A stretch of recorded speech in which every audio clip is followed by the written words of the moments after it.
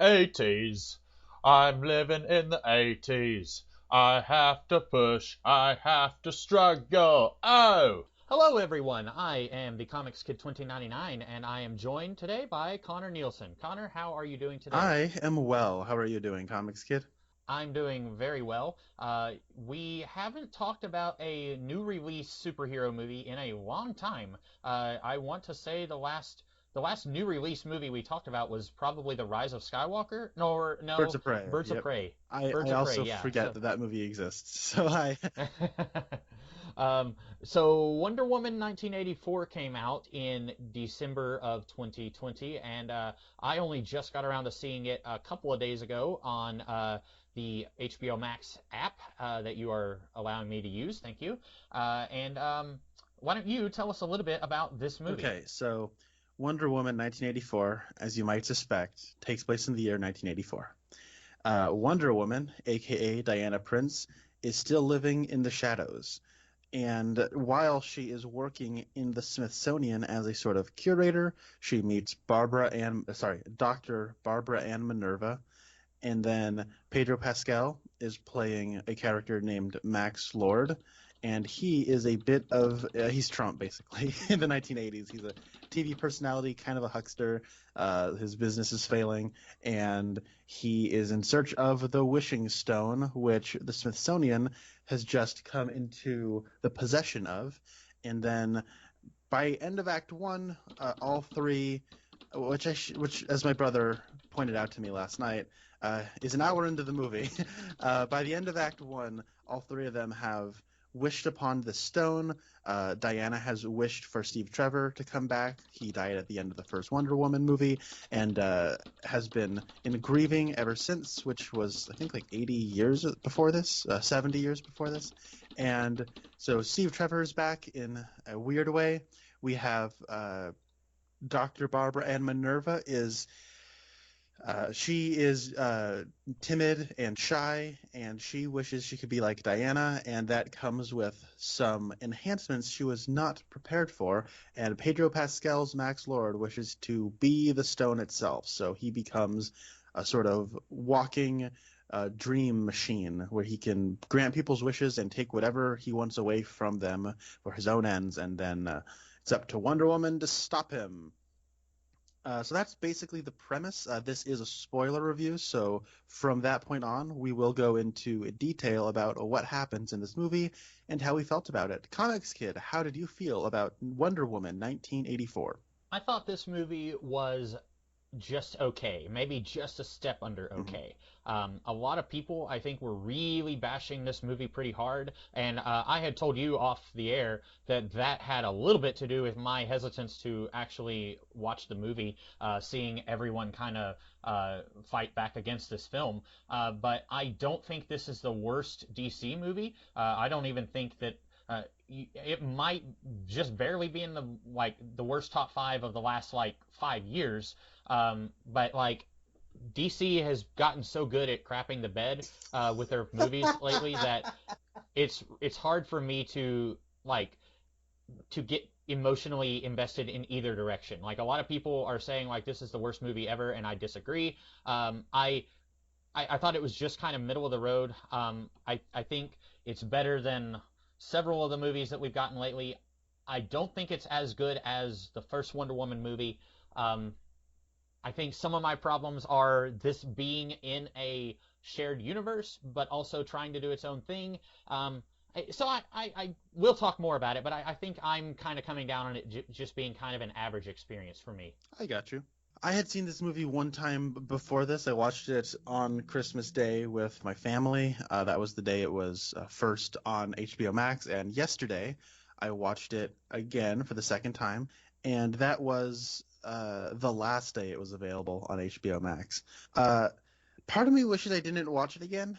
I could just kind of hold on to that memory of watching it for the first time, because I didn't dislike watching the movie for a second time, but I don't know if it was because I wasn't really in a movie watching mood or what, but I did not enjoy watching this nearly as much as I did beforehand.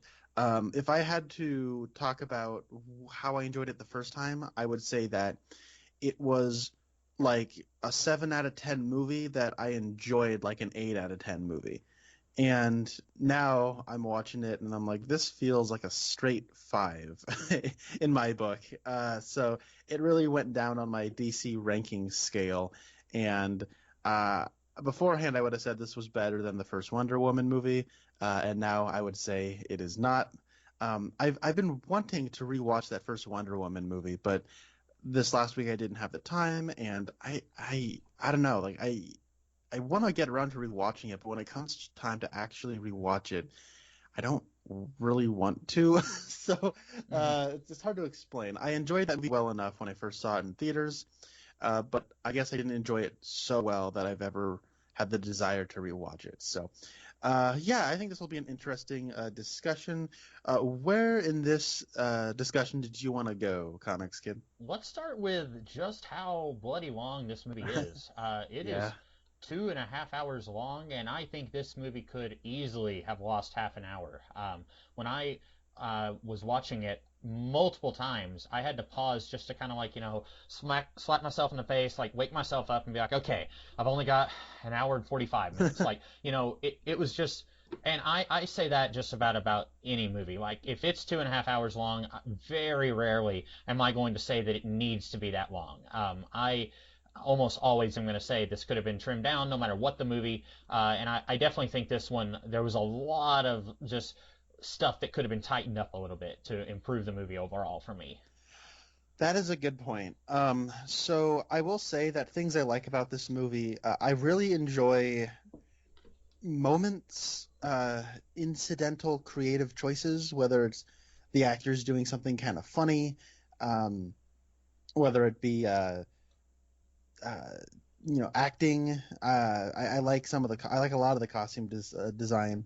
I enjoyed the action a lot specifically, and I'd say my favorite action sequence is the Egypt highway chase. I think that it has a lot of.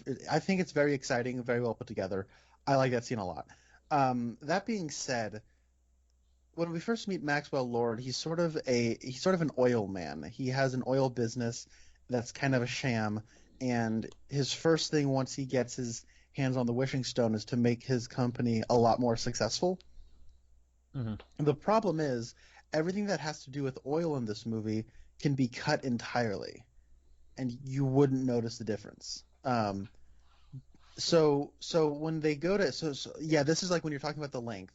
I agree, it's way too long. And the first time I watched it, I don't know if it was because it was Christmas. I was in the company of my family. I think I might have been a little tipsy, if I'm being honest. And I was also maybe just like yearning for like a new movie to watch. But beyond that, though, when I was watching this movie for the first time, I got out of it what I feel like a lot of people got out of that first one, which was a sort of Donner style, just kind of positive vibe.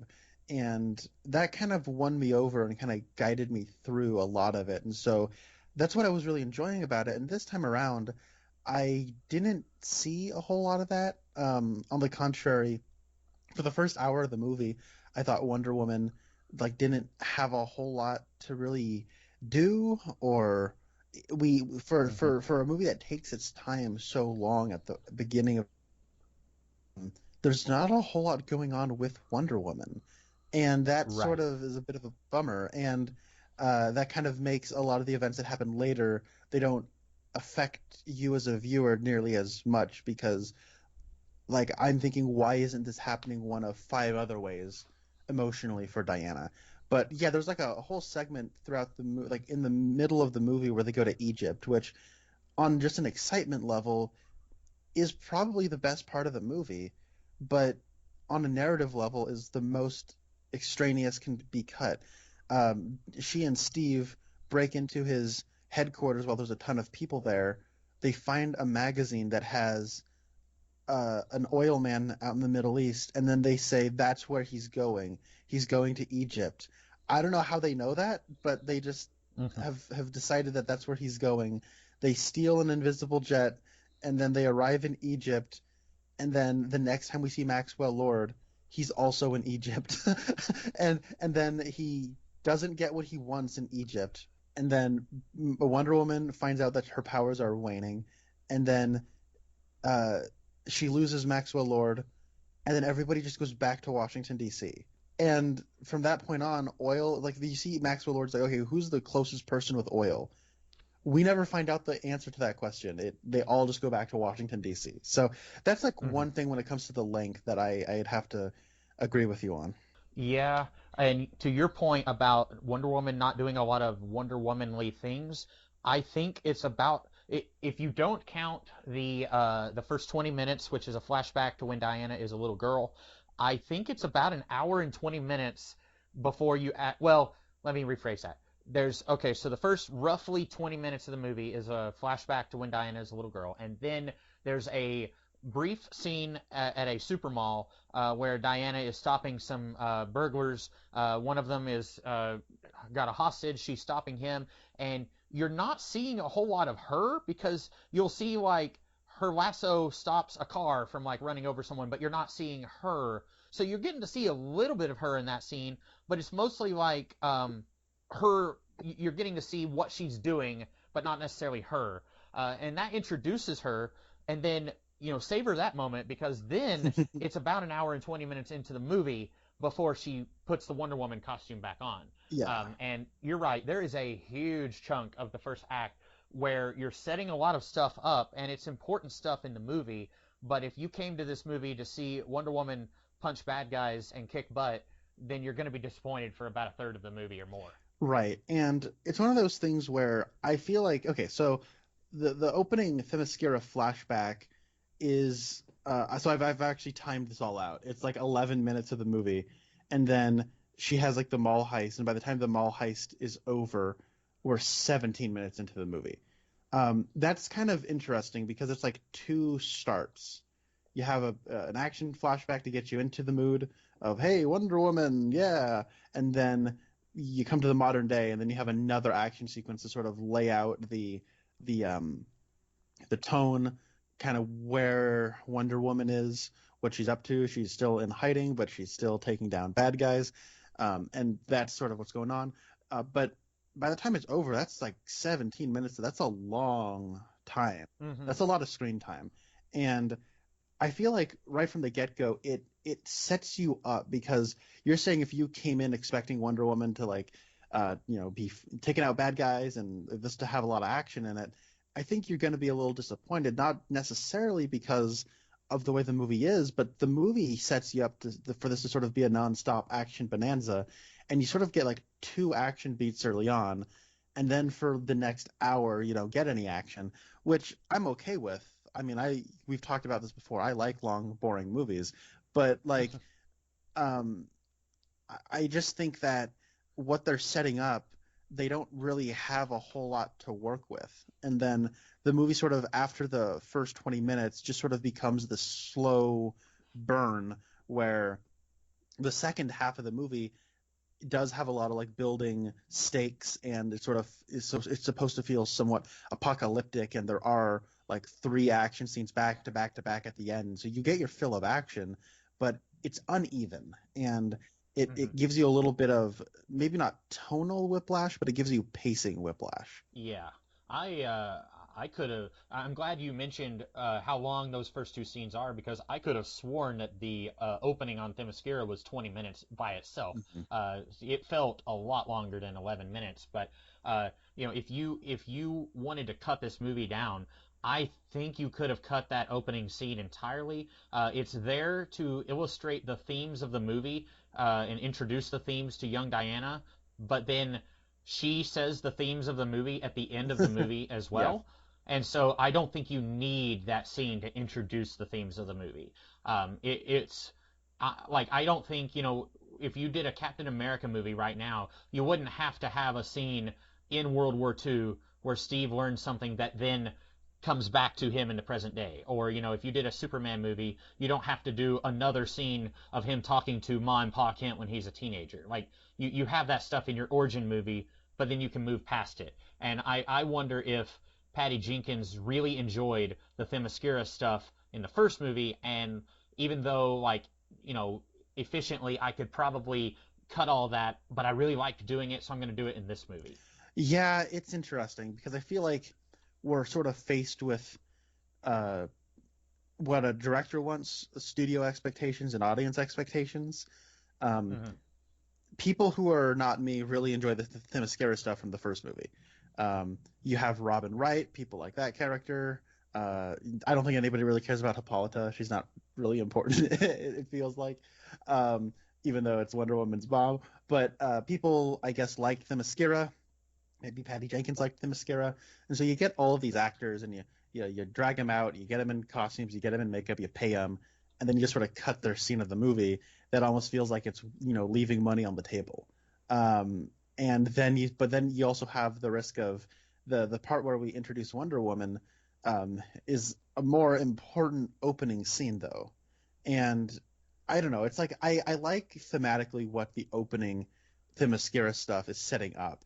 I just don't much care for Themyscira, I've realized. Hmm. And I think that's actually the reason why I have a hard time going back to the original Wonder Woman movie. And that's just because it also starts off on Themyscira, and I don't know what it is. I'm not a fan.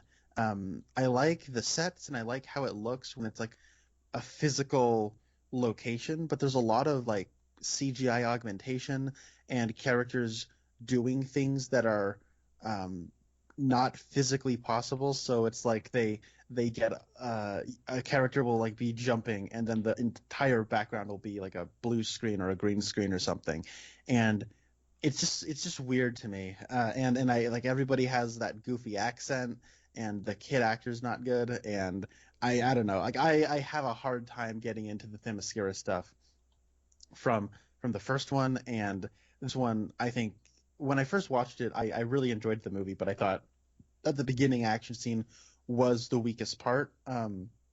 Watching it again, I think it's an okay action scene now that I know what it's trying to set up. But when you just sort of watch it for the first time, it just sort of does feel like if you like the Themyscira stuff, here you go. But if you're someone like me Hmm. who's not really a fan of it, then it's really long. And well, I like the themes it sets up. It does make me wonder why we need to be here so long.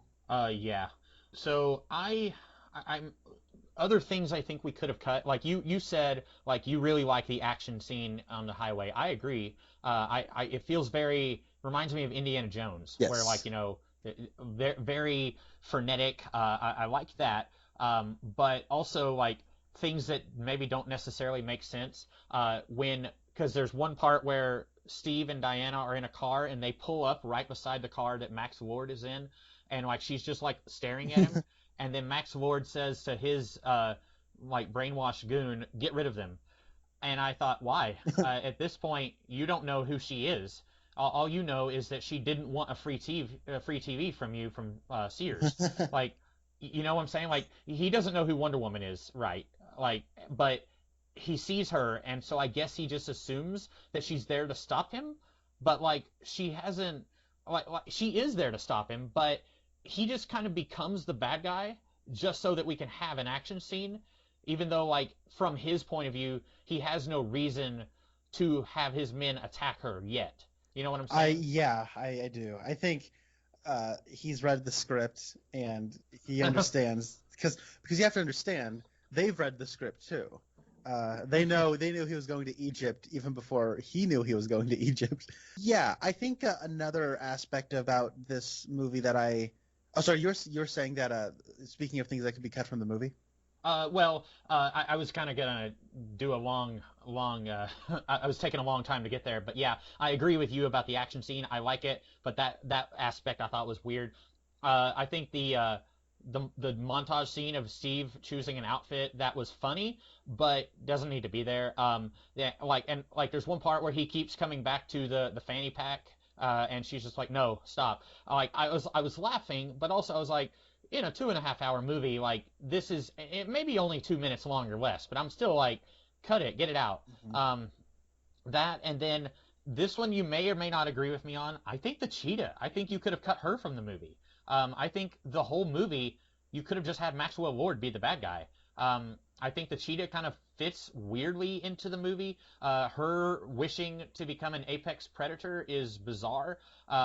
Maybe you disagree with me there, but I think this is a situation where Wonder Woman has a grand total of like two villains that everyone knows, and one of them is the cheetah. And so they were thinking, how do we get her into this movie? But the movie is more about like the wishes and stuff. And so Cheetah kind of just feels like she's here to punch Diana, but she doesn't. I feel like she doesn't quite fit in with the rest of the movie. See, that's a thing where this movie feels very uneven. It feels very uneven in like its character distribution of like who's the most important, because you're right. Like you could go with the Cheetah path, or you could go with the Max Lord path. And by the end of the movie, it's definitely settled on the Max Lord path, because Cheetah is like his head henchman that Wonder Woman's got to take down before she gets to Max Lord. I think that you're right. There are like little things on the side that could be kind of cut out. I actually really like all the stuff with Steve. Like, well, okay, I don't necessarily like how he's brought back, but I like when you have Chris Pine just acting. I think he's great. But all that stuff you could cut out and you'd have a leaner movie. But when it does come to Cheetah, that's like a part where it comes to like your distribution of time with your characters, where the movie does feel very uneven, because after that opening, we do spend a decent amount of time with Diana hanging out with Barbara Minerva. And that is and sort of through Barbara, that's where Max Lord sort of infiltrates and sort of gets on Diana's radar. But she's around for a while, and there's like some development with her where she gets Wonder Woman powers and confidence, and people start liking her. And it really does feel like her threat is going to have importance. But by the first hour mark, by the time they go to Egypt, like that's the hour 20 mark, like there is like she's so irrelevant by that point. And then they kind of weave her back in with her wanting to be an apex predator and taking on Diana and wanting to protect Max Lord. And that stuff on a motivation level, I think, makes enough sense, but it is further cluttering the movie with things that it has to act like is important. And when you're not spending enough time with them, it doesn't feel as important as the characters say it's supposed to be. Mm-hmm. Yeah, and you hit the nail on the head. She ultimately becomes the hench person to the big villain of the movie, but the movie spends an inordinate amount of time setting her up, her fall to the dark side, for her to only be like the goon working for the bad guy. And if you were doing a TV series or whatever, where you're gonna have multiple Wonder Woman villains, you could have probably worked it in such a way where she comes back and she's her character in her own right. That would have been fine. But just looking at this movie that is kind of clunky and overly long, I was just thinking there's numbers of ways you could cut it down, and I feel like the Cheetah is probably like the most well-known Wonder Woman villain. If you take out all the Greek mythology stuff, Cheetah is probably the most well-known one. And so a lot of people were probably expecting, well, if you're going to do a second Wonder Woman movie, then you're going to use the Cheetah. But I just don't think that this story works for the Cheetah. And then what's interesting about Cheetah in this movie is I'm not a fan of Kristen Wiig as an actress generally. I'm definitely not a fan of her as a comedian. But I liked where they took Cheetah in this movie. And if she was just the main bad guy of the movie, I probably would have liked it. If Max Lord was just the one villain of the movie, you make it a little less sprawling, but I probably would have liked it a little bit more. I think it's because they try throwing everything together. It does, like I said earlier, it clutters everything up. And so let's focus more on Cheetah. I guess we could focus on her specifically now that we're here. Just on a character level. I'm a little confused why she talks. You had mentioned it doesn't make sense why she wants to be an apex predator, and I agree, because she is, in her mind, she should be, right? She finds out Diana is a superhero, and then she's beating everybody up, and then she even beats Wonder Woman, and then like disses her on top of it for good measure. She's like, I'm gonna kill you. Next time I see you, I'm gonna take your face off. And then she gets on Air Force One. She's like, I don't want to be like other people. I want to be an apex predator. It's like, you should already feel like you are, though, right? Like, am I Yeah. the only one who feels that way? How do you take that? No, that good point. I I also was thinking about earlier in the movie when Maxwell Lord is talking to the Egyptian man, and he grabs him and says, "What do you wish for?" And he says, "I wish for things that are unattainable." And then he said, "No, no, you have to be more specific." So like we see throughout the movie that you have to say something specific that you wish for. And even it might just be like, later in the movie, there's a woman who says, "I wish I was famous," and then everyone outside is like, "Look, it's her." And so like that's still specific enough. But like saying I wish for things that are unattainable, that's too broad. I feel like saying I wish I was an apex predator, I feel like that's too broad. I feel like that's one of those things where he should have said, oh, so specifically you want to become a cat person, right? It just felt to me like they were like, okay, our character is at point A, we need her to get to point B. How do we do that? She says she wants to be an apex predator, even though, like you said, she's already more powerful than the most powerful person on the planet, so she should be pretty content with where she is. She shouldn't need to make any more wishes. So yeah, that is a really good point. Well, also, sorry, you were gonna say something. No. You Well, go ahead. it's also a little bit weirder than that because, um, the movie has a rule where it's like you can only have your one wish, and Mm-hmm. then uh, Max Lord sort of gamed the system a little bit, and he asked her what she wants, and she's like, "I want to be an apex predator," but it's sort of like it's not. You don't get a second wish. I'll see what I can do, and so later. When he's on TV and through logic that I will never understand, he's able to like be touching everybody who is watching him and uh, is like, okay, what do you wish for? And so like everybody's wishing, and then he goes, okay, I want to take your like stamina and your this, so like he's taking things away. But then he says, and I give her your prowess and your agility and your this and your that. I want to know at what point in the sequence he says, and I want to take your feline physiology and your cat-like reflexes, like literal cat-like reflexes, and put them into her. Like I want to know at what point in the sequence that's happened, but it seems like Max Lord has made her into a cheetah person through taking things from other people, and that still doesn't make sense to me because I don't understand how you can from people wishing turn somebody else into a cheetah. Yeah. Is it a All furry very. thing? I'll just say it. Like we're all thinking it. I'm just saying it.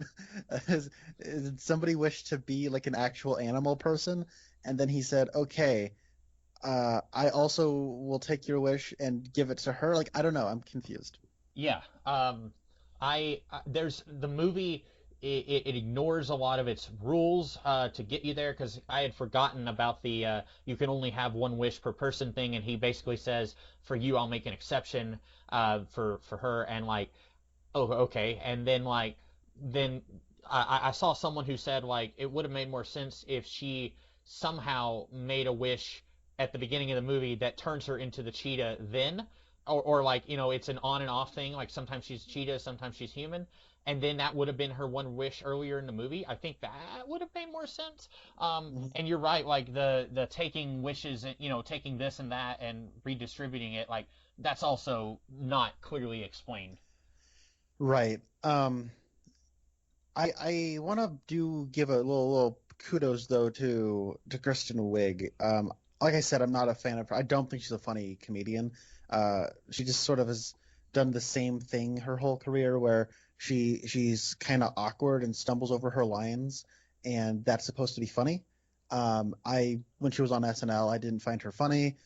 When she was in the 2016 Ghostbusters movie, I didn't think she was very funny, and anytime she's shown up, it's like, it's Kristen Wiig. I gotta kind of suffer through her shenanigans. And when this movie starts off, she's just sort of being her usual Kristen Wiig self, and I cringe internally whenever she does her little rare thing.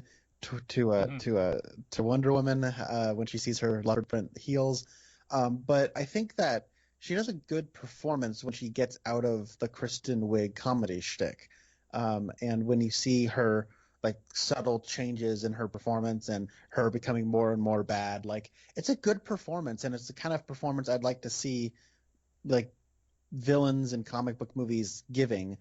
Recently, I actually rewatched X-Men Apocalypse, and that movie's really bad. And I'm just thinking about like Oscar Isaac in that movie is just a boring, generic monologue machine. And like what Kristen Wiig is doing is so much better than that. You know what I'm like? So it's, I don't know. I feel like I like their version of the cheetah. How she becomes an actual animal person is weird, but like the actual character, I was kind of digging. It's like one of those things where I wish she were more of like the focus, like the story was centered maybe more around her. I wasn't. I don't think I was as. I was fairly neutral on her. I won't say I disliked her performance, nor would I say I was in love with her performance. I think I was just kind of like, okay, she's there. She's playing the meek wallflower, and then she becomes, stronger and more confident, and I could see what the movie's doing. I didn't think she was doing a bad job with it, but I also wasn't just like really in awe of it either. I got you. Do we want to talk a little bit about the mechanism in which Steve Trevor comes to the present day? Yeah. Let's just rip the Band-Aid off and get into it. Okay. Because you made a good point. Before I even saw the movie, you had said, if you don't mind, I'm going to mention something you said. You had said, okay, so for anyone who hasn't seen the movie, Wonder Woman makes a wish, idly makes a wish that Steve Trevor comes back to life. And then she's at a party trying to follow Maxwell Lord. And then all these people keep being like, hey, what's up? Hey. And then this guy, he's like, Diana. And she's just like, like ignoring him. And it's just some dude. And then he's like, Diana, it's me. And she's like, I don't know you. And then he says, yes, you do. And he gives her the watch, and she realizes, and then like it does the 360 camera turnaround thing, and then his face is Steve Trevor's face. And then she's happy / overjoyed. And it's like, Steve, how's this possible? And so Steve, his ghost is possessing this guy, just some dude's body. And then they end up, it's heavily implied that they have sex. And then a few different times in the movie, Steve is like, why did you not ever find someone else? Like, he says, like, this guy's pretty good, right? And she's like, I don't want this guy, I want you. And that's like her struggle is, I don't want to give up my wish, because then I would have to give up, my one true love from, 70 years ago. What Connor, do you want to say what you had told me? No, you go ahead. Connor had told me a good point, because a lot of people, I feel like, are rightly pointing out that this is a little gross, that this guy, some dude who's literally credited as handsome man, he doesn't have a say in his body being used in Steve and Diana. Steve comes back and then they do the nasty. I mean, Connor pointed out, like, if people are going to have a problem with that, they should also have a problem with the movie Big, which has a child who turns into an adult and then has relations with an adult woman. And Big is not a movie I have seen, but I think you are raising a good point. I think a lot of people, I will say a lot of people probably are just looking for things to be outraged about, maybe. Some people are probably genuinely like, oh wait, this is really weird and creepy.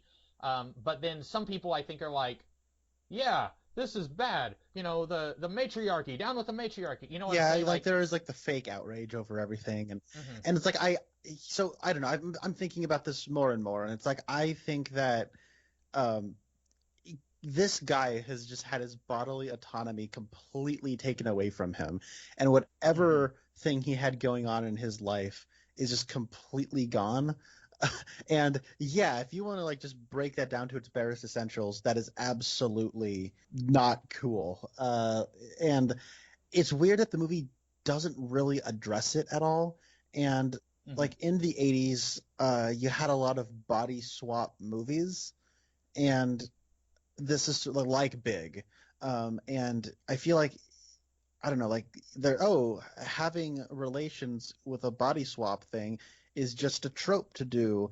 And I don't necessarily think that's a good excuse, but it's hard for me to get like super outraged about this, because this movie is just riddled with problematic elements all over the place.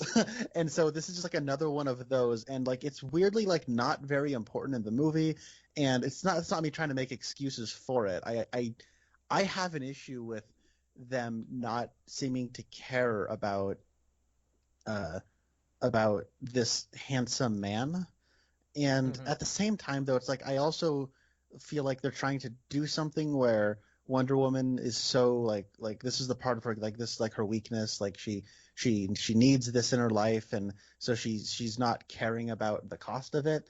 But the cost is never really addressed, and the cost seems to just sort of be her powers when it's actually her morals that are being compromised, and that's never addressed. And I got issues with that, and I don't know, like I feel like I don't want to be like fake outraged over like Patty Jenkins hates men and this isn't, but it's like it is an issue where if we're going to complain about women in movies having bodily autonomy taken from them, we should also probably be not cool with men having their bodily autonomy taken away from them.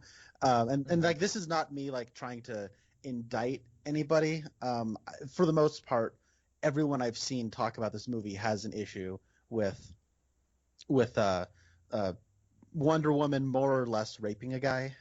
So that's weird. That being said, we never see them sleep together.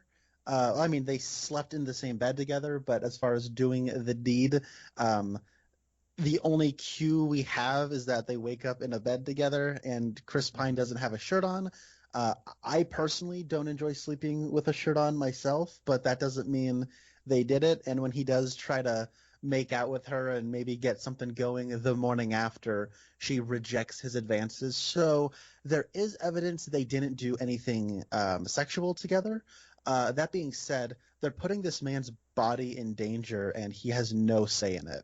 And his whole life, like I don't know, I heard a couple of people mention that. What if this guy has like a job? That's never called into question. They kind of dog on his personal life in a way that's maybe a little like if he knew he was going to have his body swap, he probably would have cleaned up his apartment a little bit more. But there Hmm. are jokes at his expense, and I don't know, like it's all kind of played for comedy. And I don't know, there's a moral aspect to it that is never addressed when it probably should be addressed. Yes. I will say they did what I think what's so bizarre about this is they didn't have to have Steve possessing a guy. You know, if Yeah, Diana later makes in a the wish, movie, it's definitely, yeah, especially becomes an issue. like she just wishes that Steve is back, and then like he possesses a guy. But like if you wanted to have Steve return, and then the crux of like Diana's moral conundrum is, I don't want to lose Steve. Like you can still do that without him possessing handsome man in the 80s, and like I don't know, like I feel like that might be a big thing that a lot of people are kind of stuck on was like not so much that and you're right, like Steve is going into this action scene in Egypt, and like if he gets shot, then someone else dies, and like you said, he doesn't have a say in it. Like you didn't have to do it though, like or if you are going to do it, then it needs to be addressed in a major way, like you said, because later in the movie, Diana tells Barbara, she says, you got your wish, but you lost your compassion and your warmth. And I was thinking, and you talking about this made me think, yeah.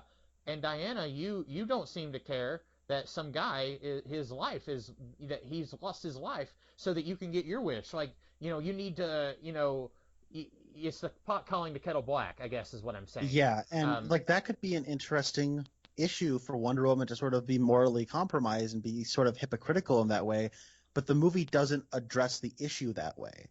And right. that's the problem.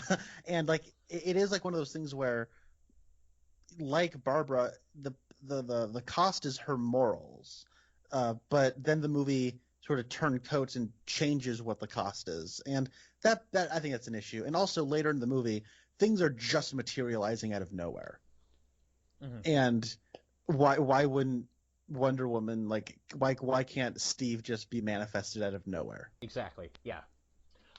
Speaking of Steve, though, I did want to echo something I think you said earlier. I think maybe my favorite part of the movie is the kind of inversion of Steve and Diana's relationship from the first movie, where in that one he knows everything about the world, and she is like a child, like, oh, ice cream, and oh, a dress, and stuff like that. This is really interesting. Snow, look at snow. And then in this, it's the other way around. I really liked that. I thought that was fun. I wish we could have gotten it a little earlier, because it's about an hour or so, hour and 20 into the movie before Steve shows up. Like, I kept looking at my clock, like, when is Steve going to show up? So I do wish he had shown up a little earlier than what he did. But I think that was probably my favorite part of the movie. I would agree. When I first watched it, I would say ditto. It's also only one scene of the movie, which, going back, I was like, oh, this is a lot less than I thought it was. But I do really like seeing Steve sort of fawn over something like advancements in like aero technology. Mm-hmm. It's really kind of sweet to see him looking at, like, he would probably be over the moon that we went to the moon, right? Like, that's probably something he would love. And seeing him kind of with childlike wonder, like, that was sweet. That was adorable. And I think that, as problematic as bringing Steve back sort of is, the way, it's done, I do think Chris Pine does a great job in the film. As an actor, like, I think that Gal Gadot is not that good in this movie, and I think that a lot of what kind of keeps this movie afloat is Chris Pine and Pedro Pascal and Kristen Wiig. I think as actors, they're doing enough to sort of keep what's happening on screen engaging enough, even when the material is letting them down.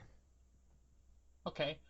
Specifically, what was it about Gal Gadot that you weren't feeling? Well, that's the thing, and I think a lot of this is the material lets her down, and she's not an actress. Like, I mean, she is now, but by trade, she's a model, and she has acted before, but in the past, before Wonder Woman, it's usually been in small supporting roles where she is exotic, sexy lady. And I think that when it comes to, like, line deliveries, there are some weird ones here and there, but that's kind of small potatoes. I think a lot of it comes down to she's asked, and then, like, the character's in a place where she is isolating herself, she is hiding, she is not wanting to ingrain into have anyone in her life or ingrain in anyone else's life, and so she broods a lot.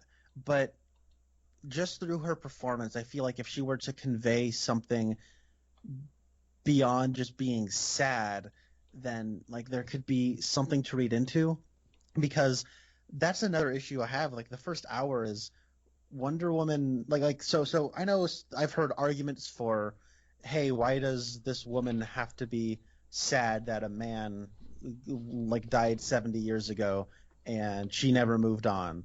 But then it's also, I've seen arguments for, hey, if you've loved somebody, grieving over that is, hey, it is what it is. And, a woman is allowed to be upset that, her love passed away, whether that was a man or a woman or whatever, right? And it's like, either way you cut it, I think that kind of misses the point that we don't give Diana anything to do but be sad. And in order for the story to happen, she can't have a life. And so it's like we did nothing interesting with her character. And when you factor in that Gal Gadot's just not as experienced an actor as the other people she's surrounded with, that makes for a not very compelling central character. Yeah, I think part of the problem here is that this movie, trying to exist in the DCEU, it's kind of stuck between a rock and a hard place. Bingo.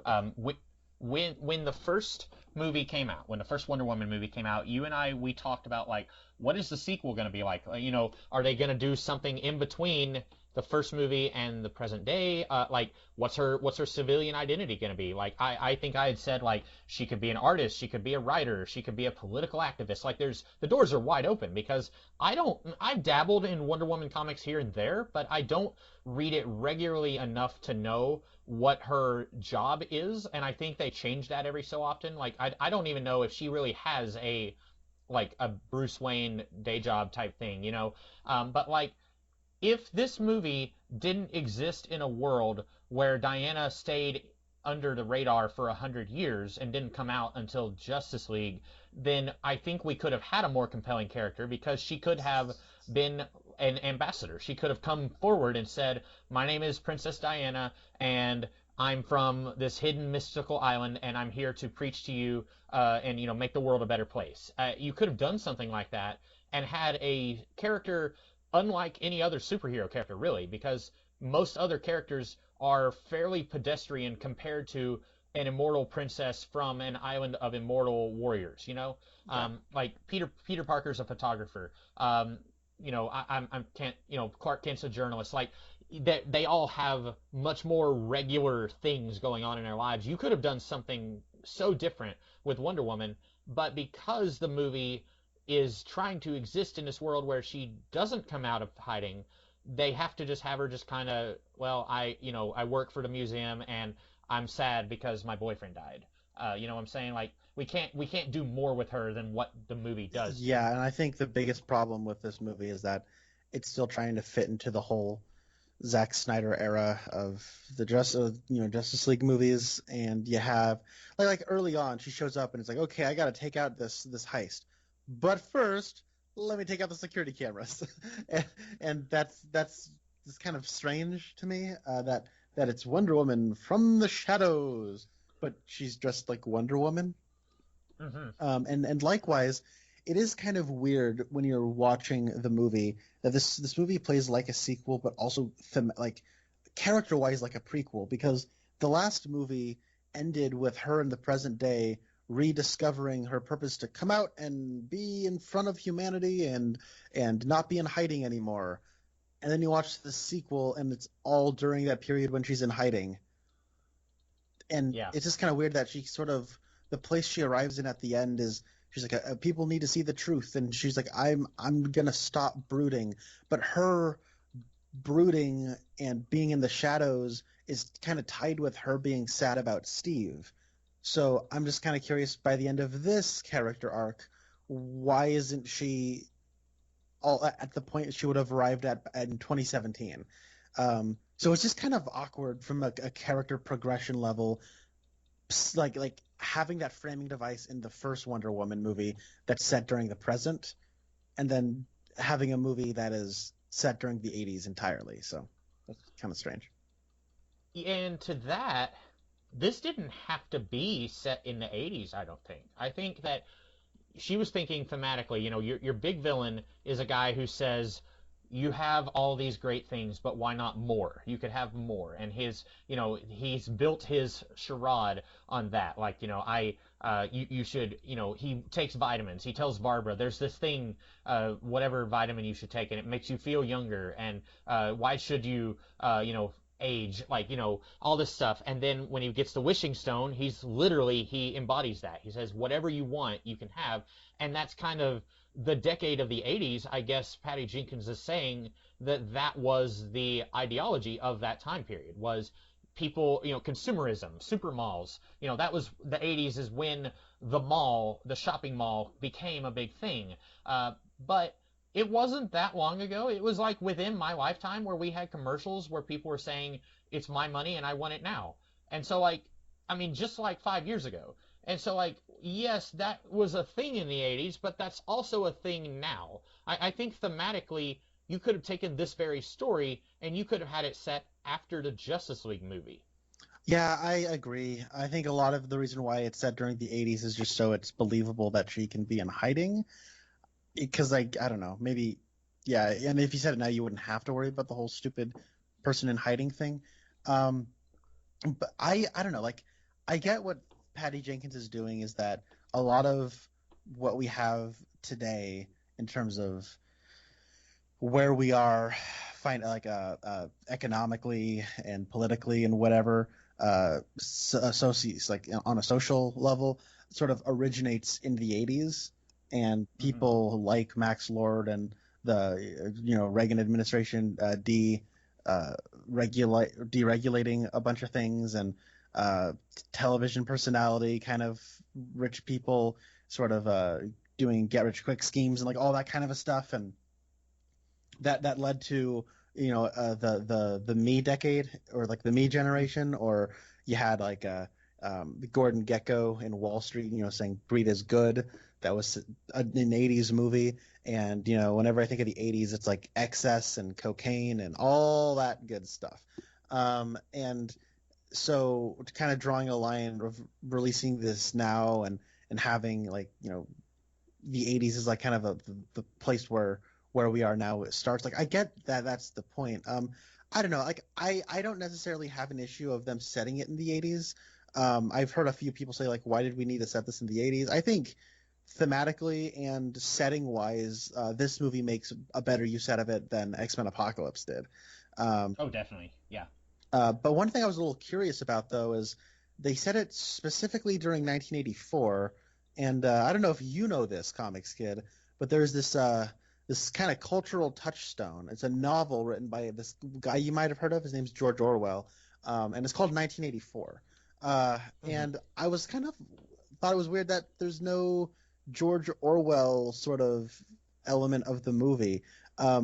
Later on, there is a sort of satellite program that is brought into it, and in George Orwell's 84, there's Big Brother.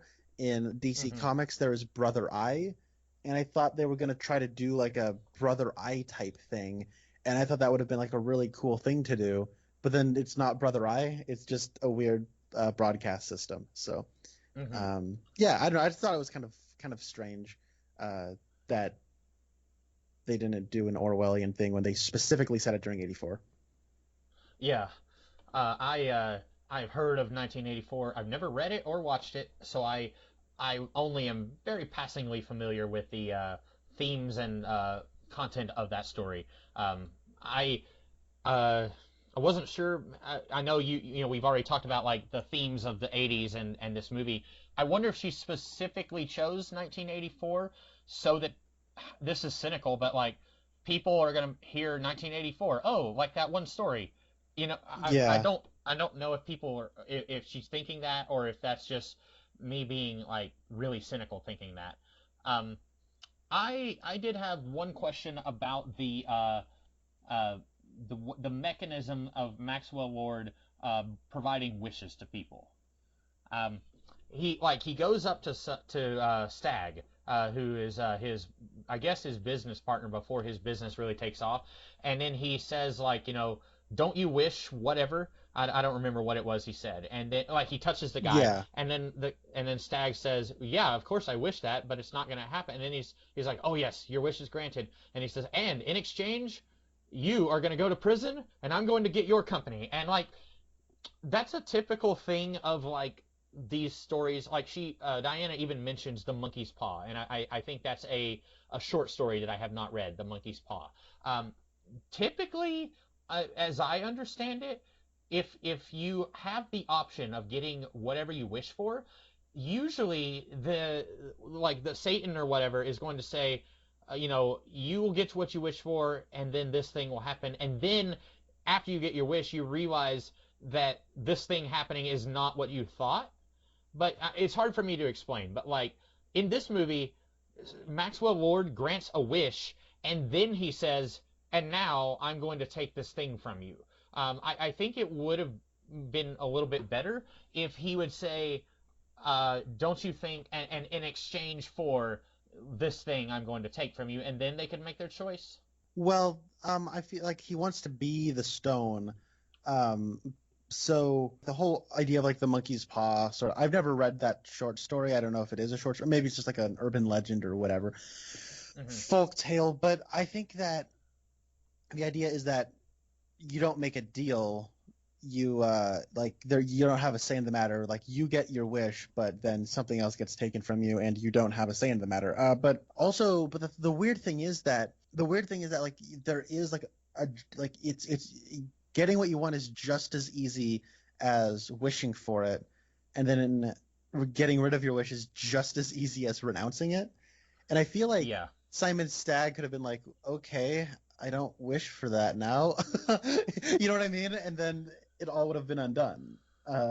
So it's just kind of weird, or maybe he doesn't even believe that what he like the power of the wish is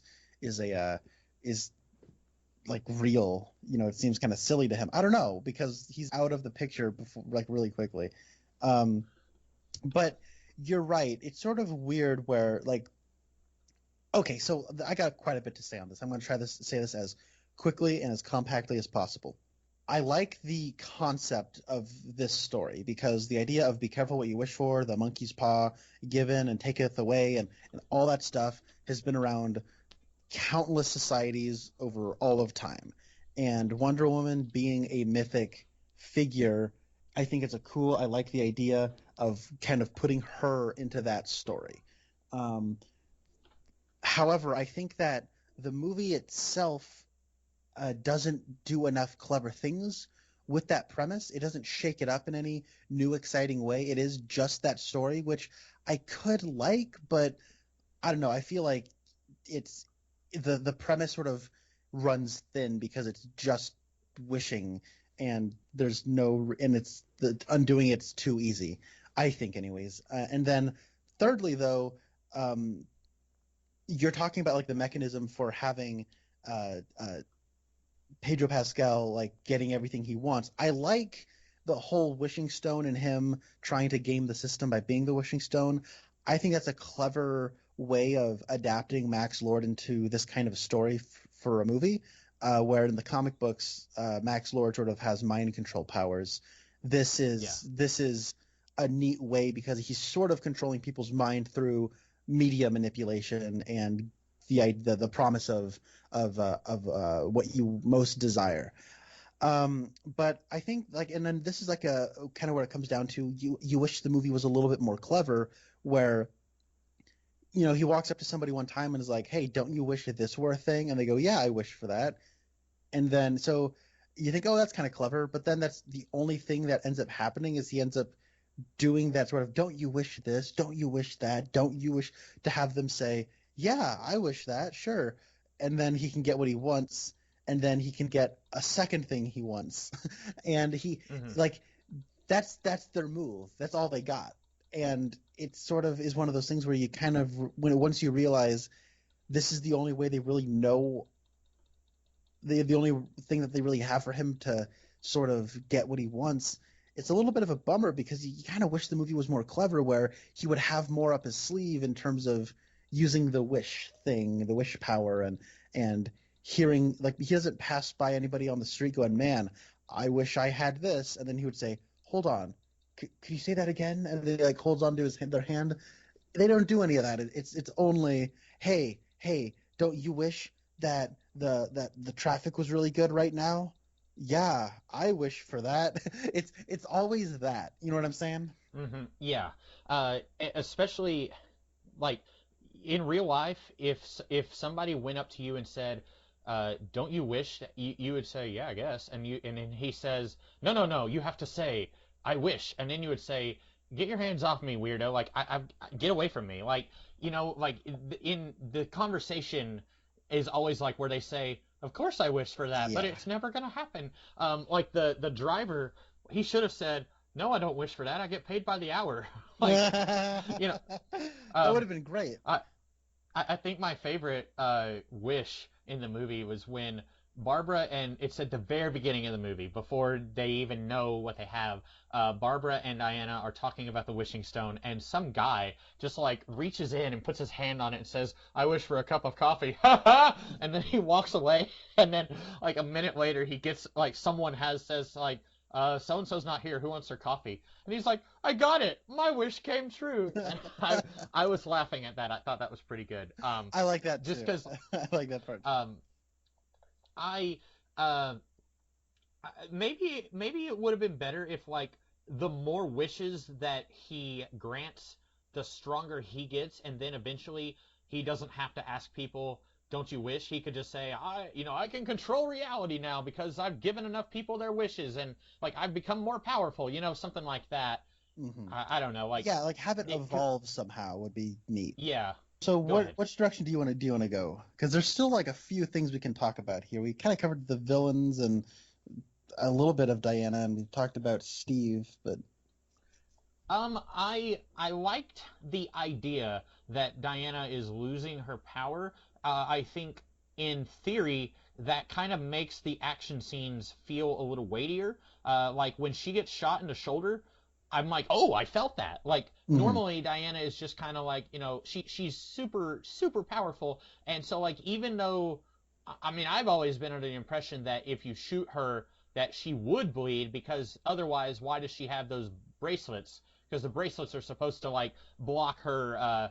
Those are supposed to be what block the bullets. But I guess in this movie, I'm not really sure, but like when she gets shot visually, I'm feeling that. I'm like, okay, that's a good like representation of she's getting weaker and like she has trouble breaking the lock, and like I liked all of that. We are not the first people to bring this up, but it is a little wonky how she renounces her wish, but then she brings the armor, but she doesn't need the armor because she's already renounced her wish. So in theory, she should already have her power back. That was weird. Just a side note, I've always hated that Hawk armor because visually it looks like something that Hawk Woman should wear. It doesn't look like something that, and I know it's from Kingdom Come, which is one of the greatest DC comics ever. I like Kingdom Come, the story, but I don't necessarily like that armor for Wonder Woman. I think it would look better for Hawk Woman or Hawkman. I think that it's fine, but visually I think it looks better for a bird person. Yeah, you're right. I didn't even think about that. But like I said, other people have talked about how like they set up the armor as like a kind of a power boost type thing, but then she already has renounced her wish before she puts it on, so that was weird. You said that you like the fight scenes. I like the highway fight scene, and I think I like the scene in the White House. I thought it was okay. I do not like the way that the movie uses the lasso. There were several weird moments with the lasso. Like at one point, a bullet is coming towards Steve, and Diana's able to catch the bullet with a lasso. like it literally reaches out and grabs the bullet. And then another point, it's after she's already losing her power. She's spinning the lasso around so fast that it basically becomes like a shield. And I feel like the lasso, I don't know, like it's almost become this like, let's just figure out some kind of superpower that the lasso has. Like it can reach out and grab bullets, and it can become an invulnerable shield. And at one point in the movie, she pulls out of nowhere the ability to make an airplane invisible. And then later still, she remembers something that Steve said, and so she's able to fly on her own power. And like, I wanted her to just be able to like be really strong, have bullets that can deflect bracelets, and then a lasso that can compel people to tell the truth. But the lasso can do anything and everything, and then like she's able to fly and she's able to make things invisible. Yeah, everything you're talking about, I agree with. That's strange. Okay, I want to get back to what you were saying earlier about like the armor, but I want to talk about this first because this is where we are. Okay. Yeah, I think that when it comes, because I feel like because this is a sequel and people liked the first movie, the idea is, oh, we're gonna do more things with the stuff you recognize. We're gonna do more stuff with the lasso, and the lasso does also tie into things like the stuff with like the armor that I wanted to get into. But the movie has like things it wants to do thematically that it's not that the events of the movie don't really click with. I like thematically the idea that it's the lasso of truth, and it doesn't only like make you tell the truth, it also makes you see the truth, and that's how she wins at the end, by putting a lasso on a blue pad, and that's how everyone pronounces their wish because they see like, you know what I mean? Like that's where the events of the movie feel like they are just being pounded into into submission so that they can like fit with the themes, even though like the actual logic of what's happening is really wonky. Um, but then the lasso was also able to do all these things. Like her making a shield out of it is, I think, kind of neat because she's still really strong, and if you spin something fast enough, hey, why not? Uh, I'm glad they only did that once. It's not like she's constantly doing that, because I'm sure that would be tiring to do. But I don't know. I think that it catching bullets is a little weird. I think that her using it to fly through the air before she's learned how to fly is a little weird. Or wait, no, she would have. That's where she learns how to fly, right? Where she swings it and like throws it in front of her, and does it like Yeah, lasso a cloud or something? Like I don't know. Like I thought she, yeah, like lassoed a plane or something, but then later she's just flying for real. uh-huh. And then I don't know. Like I think her swinging on lightning is kind of cool, but I don't know. Like a lot of the stuff is. It does feel like they're trying to push the elements of Wonder Woman, to their furthest extreme, like almost to the breaking point of, okay, doing that with a lasso is a little weird. But you're right. Then there's the invisibility thing, which I think the invisible jet scene is actually a really cool scene, but how we get there is just really weird. There are some things you just kind of gotta give the movie. Like this movie is so goofy and silly that this is the kind of movie where it's nighttime. Diana can just get into this location. I assume it's the Smithsonian just because she works there. What if, like, I've worked in places, where people have clearance to get into it, but like, you have to, like, those doors are after hours are usually locked. So even if you have like a pass, like an ID pass, the door's not going to open because the door's locked. But we just have to give the movie that the door's not been locked, even though nobody's there and it's closed. They're able to get into it, and then at a museum. Now, I'm only assuming it's a museum. There is a fighter jet that has an open cockpit that you're able to either hotwire, or the keys are in the ignition, or I don't know how planes work. Maybe there are keys, maybe there aren't. But it also has a full fuel, like a full tank of fuel, and it's right next to a runway, so you can take off if you want to. Like those are a lot of things you got to give the movie, on top of Steve, a World War One pilot, like knowing how to fly a contemporary for the '80s jet. That's a lot of things you need to give this movie. It strains credibility, and that's like before Wonder Woman turns it invisible. like, you know what I mean? Like that's like too much. And on top of that, it's like her reasoning is, oh, my father Zeus turned our island invisible. So I figured because he's my dad, I might have that power too. I tried this once a bit ago, and I'm just gonna try it now. It's like, what? I guess Wonder Woman can turn things invisible now. It never happens for the rest of the movie. It's just for this one scene because, hey, everybody knows the invisible jet, right? So, Yeah, and again, like, because this exists in a world, like, she never uses that invisibility power in Justice League or Batman vs Superman. Like, that it feels like you were saying, like, well, the invisible jet is a thing that people recognize. How do we get that in the movie? How about she makes an invisible jet? Like, oh, okay, that's weird. I I also thought it was really amusing, and also I feel like that because when she says, "Oh, Steve, I forgot to tell you about radar. They can track us even if they can't see us," and then he swears. I feel like that was actual dialogue from the writers' room. Like someone probably told someone else, like, "Wait a minute, what about radar?" And then someone swears, and they're like, "That's perfect. Let's just put that in the movie." But yeah, and like in the comics, I really have no idea if Wonder Woman can fly or if she needs the jet to fly. I don't know. But like that's one of those things. Like I just wish we could have in this movie, like at this point, I'm not even talking about like the Justice League movie and the previous Wonder Woman movie. I just wish we could have in one movie a consistent, like, these are her powers, this is what she can and can't do. And like there are characters who are like, you might could say like in other Superman movies, like when Superman is able to fly around the world in reverse time, like that also comes out of nowhere. And incidentally, I also had a problem with that too. But like it to me, it makes it difficult for me to care about what's happening in the movie when I have no idea what Diana can and cannot do.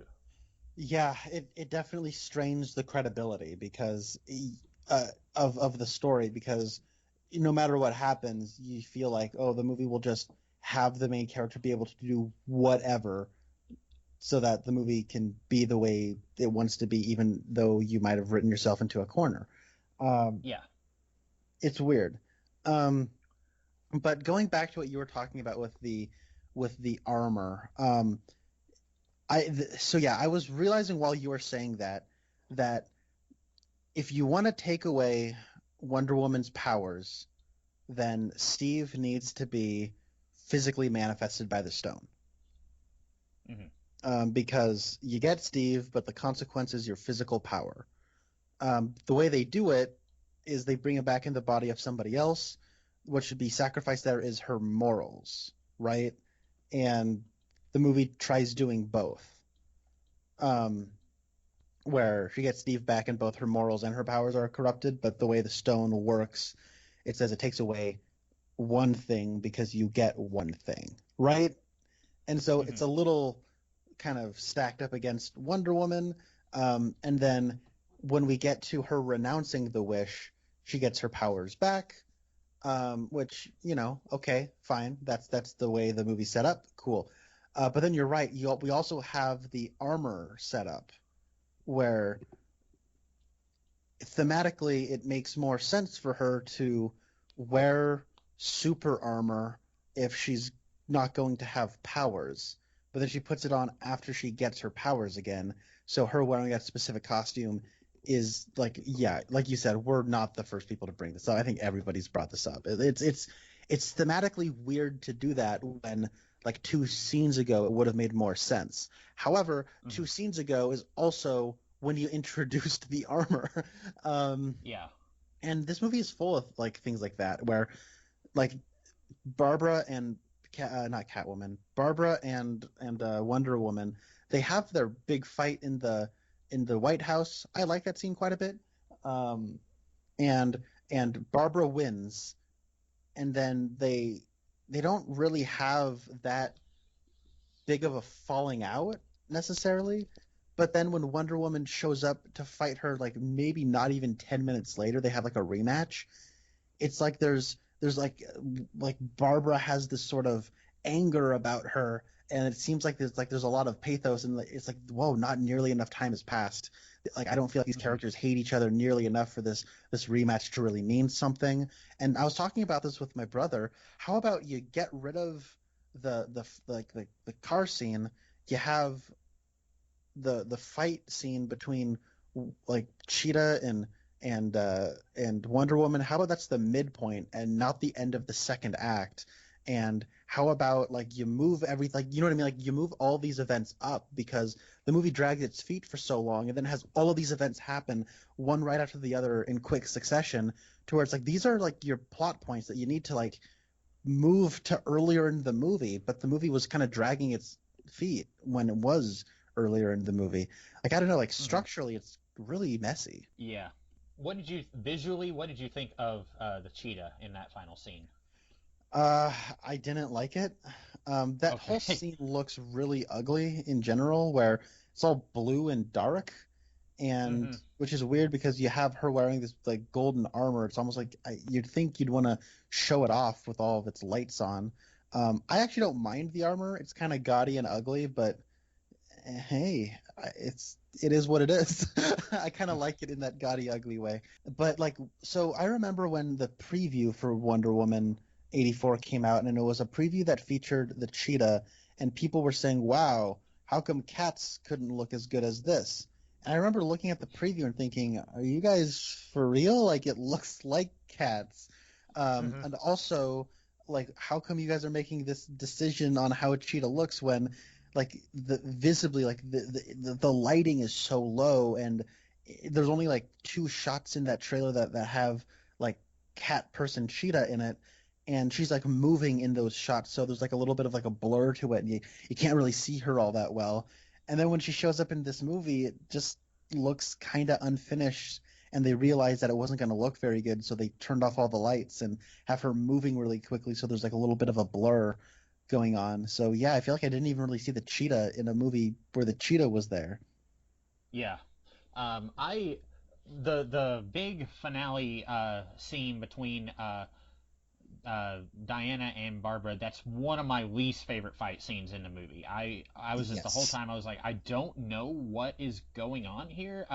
Like at one point, Diana sees that a live electrical wire is about to fall down in the pool of water that both she and Barbara are in, and so I thought, oh, okay, Diana's gonna like jump out right at the last minute, and Barbara's gonna be electrocuted and die. And no, Diana stays in the pool with Barbara, and then the electricity hurts Barbara and doesn't hurt Diana. Well, I hey, guess she's wearing a gold magic. costume, okay? Yeah, So, I guess. And like, but that whole fight scene, I was just like she's jumping around on stuff, and I was just like, it's dark, like you said, and I was just like, man, I can't wait till we get inside. And she fights Max Lord, and then you get inside, and there's like loud noises, and there's a beam of light again. Um, like superhero movies, a you gotta blue have a beam beam of of light. light. Yeah. Um, and then like even though Wonder Woman is supposed to be like she's supposed to be staying hidden like in she like makes a statement to the world, and I guess because she used the lasso, nobody knows that it was her or something, like nobody remembers this. I Or don't know. something, that's right. Um, yeah, that I mean I did like that at the end that Max Lord kind of feels bad about it all. He's like, wait a minute, I love my son. I want to renounce it, and I want to go back to my son. I like that because in the comics, Max Lord originally wasn't a Wonder Woman villain. He wasn't even a villain. Period. He was actually an ally to the Justice League. He was a shady character. You never knew what he was up to, but he was always helping the Justice League. That was the thing. And then in the early to mid 2000s, it was right before Infinite Crisis, he became a Wonder Woman villain, and I never really cared for that development. And so I wasn't just enthused that they were going to have him be a Wonder Woman villain in this movie, but I'm glad that he wasn't so villainous that he was like, wahaha, I'm going to take over the world by the end. Yeah, I agree. But I also think that he didn't face nearly enough ramifications or consequence for basically almost ending the world. Um, That's fair, yeah. I think a lot of what makes Maxwell Lord as like I think he's a pretty decent character, and I think a lot of that just kind of comes down to Pedro Pascal. I really like his performance. He's hamming it up just the right way. But he also does have like an earnest pathos that's like an actor would put into their role. Um, so I think he strikes the right balance. He also has the line, "And I take your life force." So this movie isn't all bad. Yeah, that line is so schlocky and goofy. I love it. Every time I see this movie and he says that, I laugh. And not I don't laugh at the movie. Like I think it's a deliberately goofy line. I cackle with the movie. And our colleague and pal Rasco, he has like forever made the word life force like funny to me. That's just like one of those words he likes saying regularly. And so life force is one of those words that if it ever shows up, I'm gonna find it funny. And Hmm. Max Lord says it. So I think the third act. So throughout the whole movie, I generally enjoy the action. I like how silly the opening mall heist is. I like that scene a lot. I also think that everybody that she's taking out, those four thieves, they're like a gang of people that almost look like other actors. Hmm. There's that one guy, he almost looks like Clint Eastwood. There's that one guy, he almost looks like Michael Cera with a mustache. Uh, he almost looks like Nick Offerman. He almost looks like Adrian Martinez, character actor. I think that's the character actor's name. Anyways, it's weird, but like, and then I like the highway chase. I like the invisible jet scene once they're finally in the invisible jet and flying through the fireworks. I like the White House fight, and then you get to the third act, and then the cheetah fight sucks. And then when she gets inside and tries to confront Maxwell Lord, it feels like a Jeff Johns comic book, and I don't mean that as a compliment. It's like I can imagine it drawn by Yvonne Hees, and it's like Maxwell Lord is standing underneath a blue light, and there's like wind blowing his hair, and he's like posing like he's in a Jeff Johns comic with like his hands are clenched up in fists, and he's like raising his hands up, and it's just like he's just kind of shouting the same thing over and over again, and Wonder Woman's like, no, the truth, over and over again, and it's like, okay, I'm all for kind of building up to the climax is just kind of a talk down, but this is all just, it's like a Jeff Johns comic book where it's just people saying what they believe in the most fundamental way, just kind of yelling that back and forth one another. But I will say again, Pedro Pascal, when he's just hamming it up, has the line, "I'm a forgiven man," and so this movie's not all bad. You know what I mean? Like, it's got that. And first of all, I want to hear Josh Peck from Drake and Josh say that line, because I think it would be funny. But yeah, I don't know. I think that the third act, even when I liked this movie a lot more the first time, the third act was a lot less enjoyable than the rest of the movie. Yeah. What if you don't have anything else to say about the movie, what do you think the future of the Wonder Woman films is? Man, I don't know. I think the third one, like, Patty Jenkins is coming back for a third Wonder Woman movie that's been fast-tracked, yada yada. I think it'll take place in the current day. Hopefully this time they do that. I think I said that last time, but hey, knock on wood, maybe they'll bring it into the current day. I think they will bring back Steve Trevor again somehow. I don't necessarily want them to do that, but that's what I think will happen because Chris Pine is really good in the role. And I think Cheetah will come back. So those are my three predictions. Yeah, when they first show, I think one of the very first things we saw from this movie was a production still of Steve Trevor wearing like 1980s clothes, maybe in a mall, or it might have been at the museum, I don't know, but and I remember instinctively thinking, I hate that because Steve like sacrificed himself in the first movie. I don't want him to come back. And then this movie actually kind of made me almost okay with it. I mean, the way they did it was weird, but I was, I didn't hate it as much as I thought I would. But now I do not want them to bring him back again. I like just leave him alone. He's good, but let's do something else. Do anything else. Don't bring Steve Trevor back. If I'm agreeing with you, they probably are going to set it in the present day, and I think it'd be really strange if they bring Cheetah back, because then I guess you would have to put Kristen Wiig in like not elderly lady makeup, but like 40 years later. So I mean, I guess elderly lady makeup. Like, so that would be strange. But I kind of want to see them do that. I think there's a way they cannot do that, but I'll get into that later. You continue. Oh, okay. I mean, I kind of want, now that I say it, I kind of want Wonder Woman to just be beating up a 77-year-old woman. I think that'd be great. So what was it you think they might do? So I don't buy that Cheetah would have renounced her wish, and I don't think she did. So if she's still like Wonder Woman, we never see her renounce her wish. So if she is still like Wonder Woman, then she doesn't really age. So. Right. Because when they're fighting, right before Wonder Woman allows her to get electrocuted, she says, "Renounce your wish, Barbara," and Barbara says, "Never." And then she says, by the way, that's a funny thing, because that's basically the Man of Steel beat. where Oh, what where happened? What was the in, Man in of Steel in thing? Man of Steel, you have Zod is like shooting his laser eyes at a family, Oh, and then yeah. Superman's like, "Stop this, Zod!" And then he goes, "Never!" And then he kills him. Superman kills Zod, and then in this movie, it's Barbara, renounce your wish.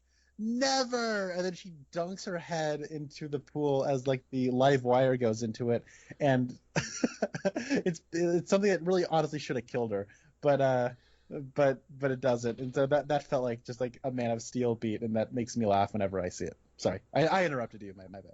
No, no, that's fine. But we did, after like everyone in the planet starts renouncing their wishes, we do see Barbara in human form after that. Yes. So I, I don't. I agree with you. It would not make sense for Barbara to renounce her wish when she was so. I am never ever going to renounce it. But we see her in human form, so it makes me think she somehow lost her cheetah powers Yeah, somehow. well, Uh, because Pedro Pascal renounces his wish, and I think that okay. undoes everything he gave to, or he gave or took from other people. So I think because she got her cheetah form from Maxwell Lord, that means that's how that got Okay. taken away. And then I was also my little stepsister. She brought up this point, and I thought this was something I never would have thought of, where um if Maxwell Lord renounces his wish, then does that mean that the wishing stone just kind of rematerialized? Oh, it should. Yeah. And yeah, Um, so maybe she could find it again, and she wishes to be a cheetah lady. So maybe that's how they'll that'd do be it. that'd be good. Yeah. And in a better movie, It's kind of like the Aquaman movie. How I was like, you know, I don't necessarily need Black Manta in the Aquaman movie, but like later down the line, I might really be on board with another Aquaman movie with him. It's the same here. Like I didn't need Cheetah in this movie, but now that they've possibly set her up, I might be totally on board with the Cheetah being the main villain of Wonder Woman 3. Mhm. So that I think that's all I had to say about this movie. Um, yeah.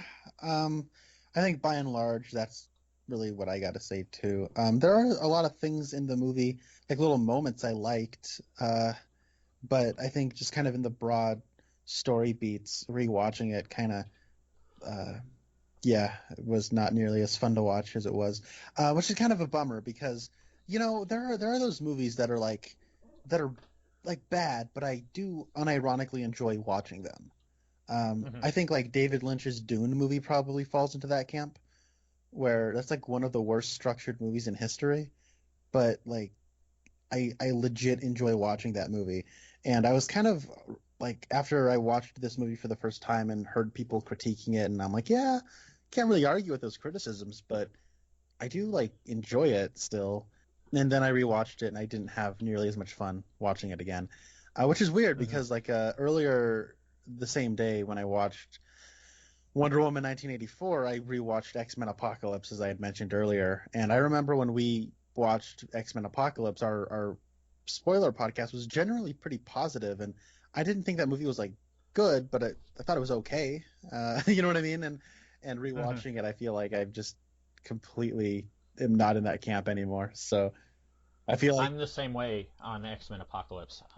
Because I really liked it. At one time, I think I said it was one of my favorite X-Men movies, and now I strongly dislike it. So I don't know what it is about that movie that made me like it so much the first time, and then because it was just a second viewing of it where I was like, oh, this isn't nearly as good as I thought it was. yeah, and I feel like yesterday that was just what yesterday was. It was like a couple of movies where I'm like, these movies get bad raps, and then I watched X-Men Apocalypse. And oh, eh, yeah, kind of deserves it. And then I watched Wonder Hmm. Woman 1984, and I was like, yeah, this isn't. If it was just like shorter and like I don't know, just as goofy, but kind of maintained a level of creativity, then I probably would be, I don't know, like this movie's biggest fan, and in a guilty pleasure capacity. Yeah, and I mean, like, if it was a good half hour shorter, and I mean, like, cut the cheetah, I think, either simplify Steve's resurrection or fully commit to the way that you're bringing him back. I think there's a good movie buried here. It's just it's bloated and there's a lot of like weird stuff attached to it. Yeah. I guess lastly, how did you feel about the Linda Carter cameo?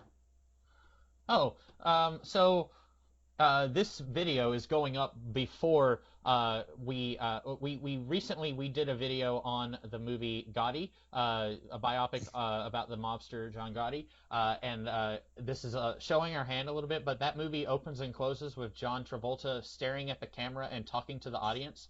In this movie, Linda Carter like stares directly at the camera and winks, and I expected her to say, "This is Themyscira. This is the greatest island in the world." And both happened to me. It was fine. By that point I was like, oh, okay. Yeah, it's campy. Yeah. What did you think? I thought it was fine. Like, I have no connection to Linda Carter Wonder Woman. The strongest connection I have is that there's a poster in my dad's garage of Linda Carter Wonder Woman. And she's like, yeah, of course I have a poster of Wonder Woman. Every guy my age does, because when we were kids, like, she was like the hottest woman ever. And and so whenever I saw her pop up, I was like, oh, look, it's Linda Carter. Okay. She has like one of the funniest lines in any superhero movie, where somebody's like, thank you. She's like, hi, my name's Asteria. And they're like, wow, that name's very beautiful. And she just, thanks. It's from my culture. That's such a weird line. Yeah. I feel like they were just like, get it? We hinted at it earlier in the movie. Get it? Yeah. But it's like weird. Like, it's not like, oh, thanks. It's Greek. She doesn't say that. She says, thanks. It's from my culture. Mm-hmm. Yeah, I most names are cultural. But thank you. Yeah.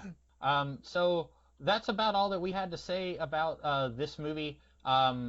We are always doing podcasts where we talk about Twin Peaks related stuff. I have no idea what the next new release movie is, or like what the next one we will both be watching is. Do you want to talk about Godzilla versus Kong? That comes out in March, late March. Ooh, I don't know. You weren't too keen on King of the Monsters, and I enjoyed that movie when we saw it, but I haven't really kept any of my attachment to that movie, and so now I'm just like, I don't know, like, I might see it. I saw the trailer. It looks really good. I feel like I'm Hawkeye in Avengers Endgame, where he's like, don't do that. Don't give me hope. Yeah. So we'll be back at some point in the future to talk about something else. In the meantime, I'm the Comics Kid 2099. And I'm Connor Nielsen. Alrighty, bye. 80s. I'm living in the 80s. I have to push, I have to struggle. Oh!